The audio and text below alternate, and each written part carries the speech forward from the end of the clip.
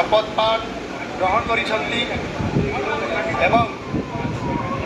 राज्य 4.5 कोटी लोकंकर आशीर्वाद नवा सहित महाप्रभु कृपारू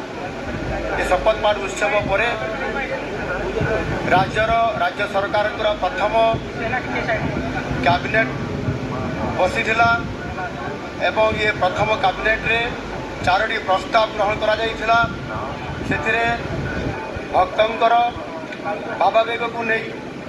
एवं महाप्रभुंकर जो 4टी द्वार अच्छी जहाँकि गोटे द्वार छड़ा अन्य द्वार गुड़िक बंद थिला एवं भक्तों भितर श्रद्धालुओं भितर जो असमानता तैयारी होता एवं मनरे आक्रोश थिला ताकू सरकार गतकाली कैबिनेट रे प्रथम प्रस्ताव रे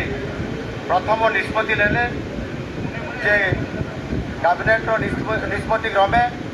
आज सकाळू जो मंगल आरती हेब याठारू आमर संपूर्ण भाव में 4 द्वार को भक्तों खोली दिज्व एवं ताहा आज यथा समय 4 द्वार खोल जाइए एवं सरकार निजे आसी समस्त मुख्यमंत्री सहित समस्त आमर 2 उपमुख्यमंत्री एवं समस्त मंत्रिमंडल सदस्य मान उपस्थित आज महाप्रभु को दर्शन करागला और महाप्रभु आशीर्वाद में 4 द्वार परिक्रमा करा जाय संपूर्ण भाव में द्वार को खोली दिगला। ये भक्तों जो इच्छा थिला एवं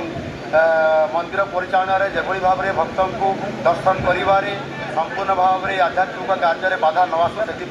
सरकार निष्पत्ति लिगला एवं ताहा आज संपन्न होती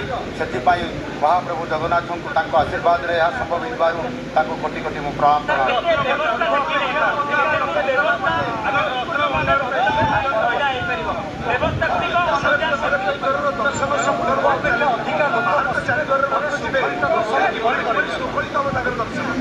आज जे सरकार आसिक यहाँ दर्शन करने सहित निजे मंदिर बाहर सहित मंदिर भीतर आम दर्शन करने समय जो दर्शन करार अनुभव एवं से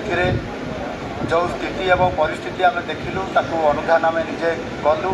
एवं ता सहित आमर